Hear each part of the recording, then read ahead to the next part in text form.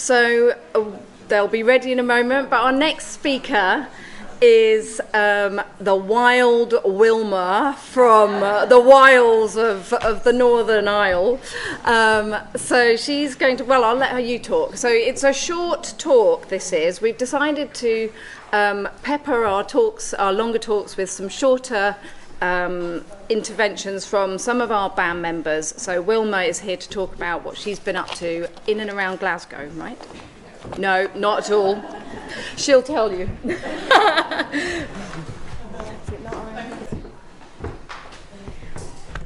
Yeah, sorry, Tamara, you were right. It is in and around Glasgow, but it's actually just the Thornwood Mosaics.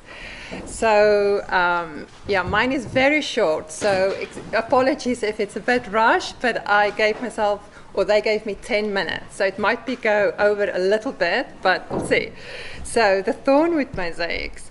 Why would anyone go to the trouble and cost to make 12 two-dimensional mosaics in the shape of bowls and install them in a neighborhood they barely know? This is number 11 in the series, and it's in the community park in Thornwood. Now, before I tell you why I made the Thornwood mosaics, I would just like to touch on my approach to mosaic art.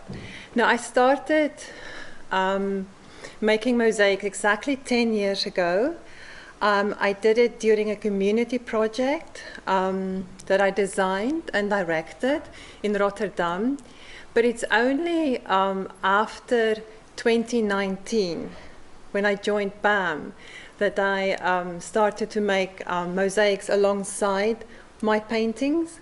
So my approach to mosaic art, I approach mosaic art as a language of broken and or cut materials, carefully considered and patiently ordered into a new wholeness. I'm particularly interested in the potential of art to create the social dimension of our multi-layered, complex, lived space in cities. In this presentation, I'm going to briefly look at the origin of the Thornwood mosaics, their installation, and their impact. And for those of you who were wondering, yes, my accent is South African. At the beginning of 2020, I painted Boundary Bowl. It was inspired by the garden walls and the railings in my neighborhood. And then at the end of 2020, I embarked on painting a series of 20 still lifes based on discarded nests from my neighborhood, combined with objects. And then I finished the series at the beginning of 2021, but only exhibited them this year in March in an independent gallery called Nichols in Thornwood. So I booked the gallery last year in November, and at the time I looked at the map of Thornwood, and to me it resembles a nest with the gallery snug inside of it. So it's then that I started to play with the idea of maybe I can put artworks around the gallery at the time of the exhibition. Also in November last year, same time, I made these two pieces, Empty 1 and Empty 2. And that was for a group exhibition called Creative Resilience. And that was in the inside of the gallery Yard Life at SWG3. This was the first time I made mosaic bowls. And they are fixed on pieces of a wall that comes from this building. And now I did a whole research project on this building, a city centre building in Glasgow. And there's lots of layers of meaning in these works connected with the building, but I do not have time to go into that, so I'll have to move on. Also, at the time of that exhibition, I installed urban intervention on the outside wall of the acid bar, which was just sort of opposite from the gallery. And for this bowl, I had permission. And I'm showing this image of urban bloom, which I installed earlier last year, also at SWG3. Now, it's framed by an arch, and all throughout Glasgow, the arch is a prominent feature of Victorian architecture. But when you turn it upside down, it resembles a bowl, and that's when I see arches now, I see bowls. So by December last year, I was excited and sort of urged, yeah, I'm going to make bowls for Thornwood. That was sort of the obvious choice to go together with this exhibition that I'm going to have. But I had a challenge because I didn't know Thornwood at all. I sort of had a route to go to the shop sort of on the outskirts of Thornwood, but I didn't really know the neighborhood. And I also didn't have permission to put up any bowls. And the bowls, before these, I have put up little things, but a bowl is quite big. It's the size of 2 hands cupped together. So I decided I would give myself the month of January to get to know Thornwood, and also to make the bowls, to see how many I can get, and then go out and ask permission. And the exhibition would be in March, so I had maybe 3 months.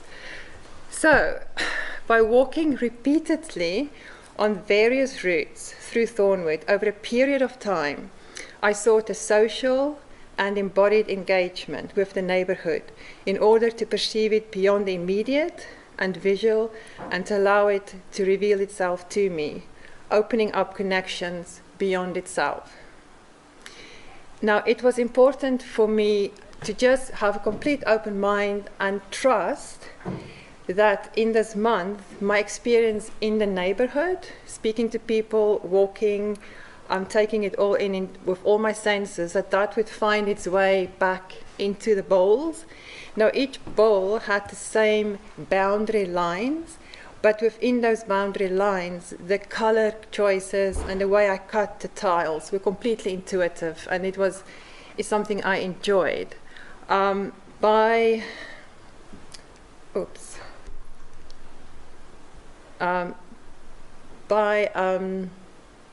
Sorry, I was distracted because sometimes it goes off and I think the image is still on. By February, I had 12 bowls, but only permission for 2. So what do? Do I just not put them up, or do I put them up, or what do I do? So I decided I'm going to put the 10 up. I'm going to only put it up on walls that belong to everybody. I'm going to install it during daylight while I speak to people. I'm not going to hide. I'm going to say what I'm doing. And I'm going to put it up not with cement adhesive, because cement adhesive would damage the sandstone. I'm going to put it up in a way that it looks as if it's cement adhesive, but it's not. It's with a construction glue.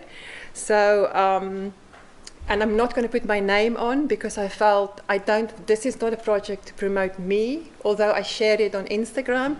I shared it on Instagram so that I could frame it in a certain way, but for me it needed to be for the people on the street in the end.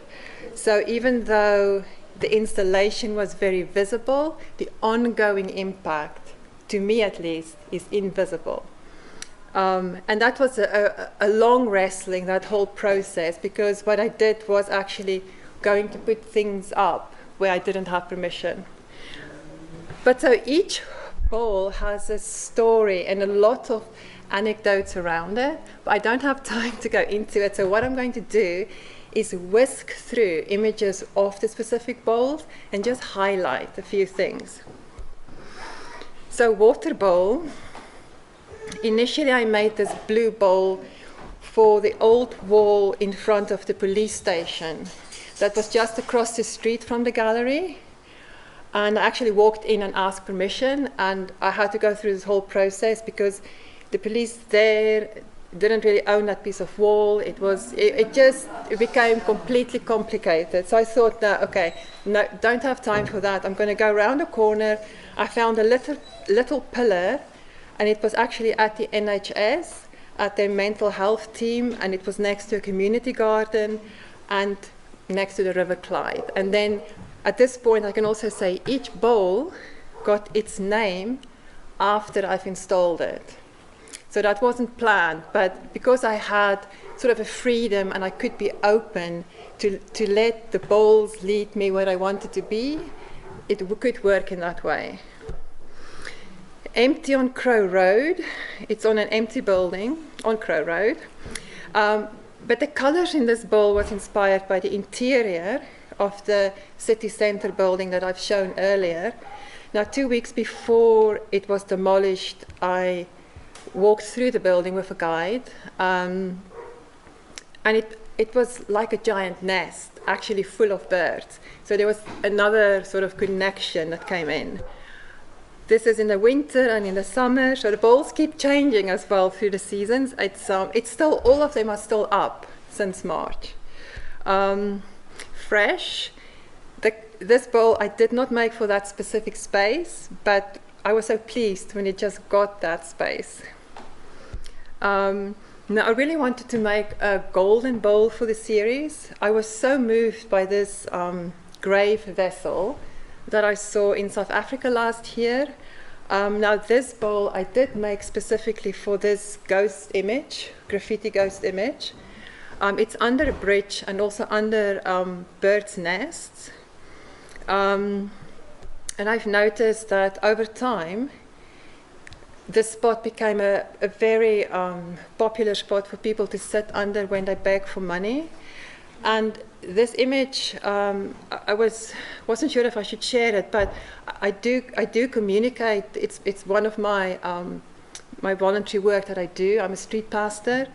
But this specific bowl reminded me also of the ancient religious sort of sacred beggar bowl that the Franciscan monks, the Buddhist monks, and the wandering dervish carried with them. So it's sort of, for me, a special, it took on this new life after I've installed it. The green bowl in Cross Park, I did not plan it for that wall, but it found its place. Solas at Star Lighting. I could not see Chesay tiles on that wall, and this wall was absolutely the inspiration for this specific bowl. And I had rusty pieces from a decommissioned boat called Solas. And actually, once you think about boat and bowl and also the barnacles, there's lots of more connections. But this is the shore of the Rosny boatyard, and this is the entrance to Star Lighting, is an electrical company. And then to Thornwood with Love, I installed on Valentine's Day, but I actually made it for this space. So Dunbarton Road's a very busy street, and this gap in the tiles inspired me to make this bowl. But when I asked the owner, he didn't want it, and he also said he was going to fix the front. It's still not fixed, but anyway, I went to what I thought was a kind of derelict site. But then a week after I installed it, it revealed it's a disused rail tunnel. And there used to be a train going through Thornwood. And so actually that bowl is installed on an old railway wall. And then I also realized that one of the other nests I've installed nestled, and this is at Thornwood Community Park, is also on an old railway wall, because the railway tracks used to go through the community park. And I put this, I don't know if you know the term Wally Close. Wally Close is the entrances in the old Glasgow tenement buildings that they fantastically decorated with ceramic tiles. There was sort of commune closes, but this bowl is inspired by some tiles in a nearby tenement. Hope Always is actually also, it's a long dark wall, and I installed it in early February. And this is actually behind this wall used to be a railway station. There's no homes. So just a detail of that. And then Seeds, originally the colors was inspired by this piece of African cloth, and I didn't quite know where that bowl would go. That's the last one I installed, and it was snowing. So I thought, snow, And I found a lane behind a school, and then seeds and snow and children. It just sort of, new beginnings. It sort of all came together for me. And then Swallow. So Swallow was the bowl I made specifically for the front of the gallery. Here the gallery is closed and it's railings, but during the exhibition that was all gone. But so this also became the link between the Nest exhibition and the bowls. And during that exhibition, one of my neighbors bought a painting, but then she commissioned me to make her a swallow for her front door, which is also on the street. Her birth name is Swallow, and she wanted something to represent her birth name. She couldn't change her name back to her birth name, but she always missed this name.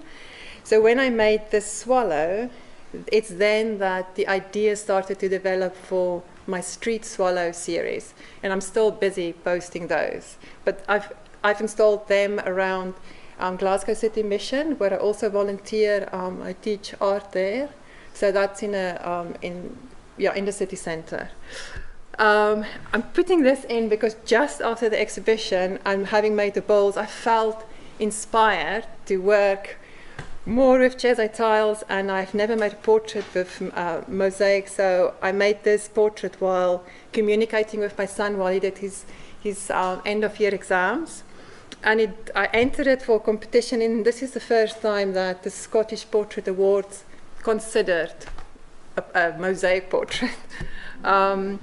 This is just to show that all through the summer, a community cafe in Thornwood kept the maps that I made. You can see my name is not on it. My name's also not on the cards. So people could take cards, they could use the map to find the mosaics. It's actually still there, and sometimes they put it in with the children's menus. And it's a cafe that also put on community events, and they have my painting now, and the owner happens to be South African. So I'm going to end with this slide. Yes, why? This happened exactly 2 days before the opening of my exhibition. Completely unannounced. Gallery owner was horrified, but I went like, yes. I was so excited, and I was wondering why. And I thought, this is a real urban intervention. And I somehow knew that it will be fixed before the exhibition. I didn't have any guarantees, but I didn't worry about it. But it also made me think, I sort of thought, maybe this is like a gift. Maybe it shows me something that I'm actually wrestling with in myself inside, and I can't actually articulate it. So I wrote a haiku, which I would like to end with. So, lamentation, brokenness unseen, invisible, visible, street lament concrete. So.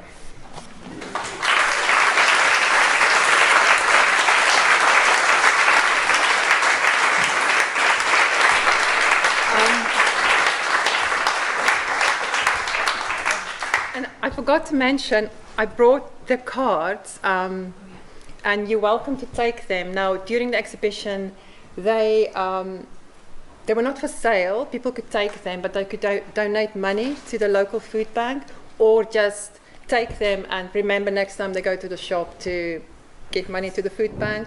Because this was actually initially when I did the pieces inside the gallery, that was part of the drive with empty bowl movement, but that's another story. So I will make these available. Take as many as you want, but just put them on that back. Yeah, I'm going to put them all out there, and you can take them, and not all of them are printed. And then just if you next remember, just put something in the empty basket. Yeah. Thank you so much. Okay. Amazing.